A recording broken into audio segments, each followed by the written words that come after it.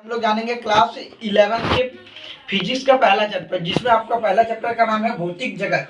तो इसमें आपको पहला मन में सवाल आता है कि भौतिक पढ़ेंगे इंग्लिश में, जैसे आप सोचते हैं कि फिजिक्स पढ़ेंगे, तो लेकिन फिजिक्स क्या है इसके बारे में हम लोग जानते हैं।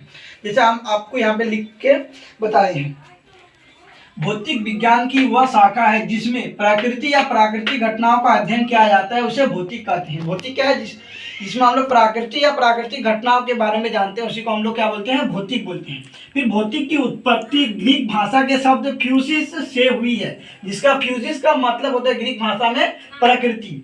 फिर जैसे आप पढ़े हैं, आंधी आना, वर्षा होना या इंद्रधनुष का बनना। जैसे आप क्लास 10 में पढ़ चुके हैं कि इंद्रधनुष कैसे बनता है, इंद्रधनुष में कितने रंग होते हैं, ये आप क्लास 10 में पढ़ चुके हैं। तो इस सब के बारे में हम लोग जिसमें जानते हैं उसी को हम लोग क्या बोलते हैं? फिजिक्स बोलते हैं। यहाँ तक अगर आपको कोई दिक्कत नहीं है तो आगे बढ़ते हैं। अब हम लोग जानते हैं कि भौतिक को कितने भागों में बांटा गया है। तो भौतिक को कितने भागों में बांटा गया है? भौतिक को 2 भागों में बांटा गया है। लेकिन मन में सवाल आता है कि भौतिक को हम लोग क्यों बांटते हैं? भौतिक को हम लोग इसलिए बांटते हैं ताकि हमको अध्ययन करने में आसानी हो, इसीलिए इसको 2 भागों में बांटा गया है। एक हो गया आपका प्राचीन भौतिकी और एक हो गया आधुनिक भौतिकी। लेकिन प्राचीन भौतिकी किसको बोलते हैं? 19वीं शताब्दी के पहले खोज किए गए सिद्धांत या भौतिक के नियमों को प्राचीन भौतिकी कहते हैं।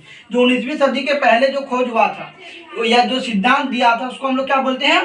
प्राचीन भौतिकी। जैसे आप लोग देख सकते हैं, जैसे स्थिर विद्युत आपका क्लास 12 का पहला चैप्टर है। तो ये सब क्या कब खोज किया गया था? इसका 19वीं शताब्दी के पहले, इसीलिए इसको क्या बोलते हैं?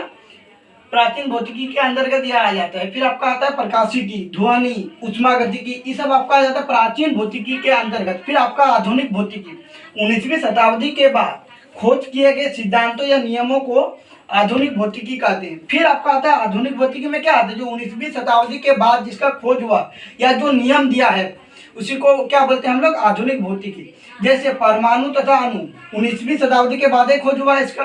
फिर आपका इलेक्ट्रॉनिक, पदार्थ की दोहरी प्रकृति, आंतरिक संचार, इस तरह आपका और सारा होगा, इसलिए यहाँ पे लिख दिया आदि। अगर ये वीडियो आपको अच्छा लगा तो अपने फ्रेंड के साथ शेयर जरूर करें।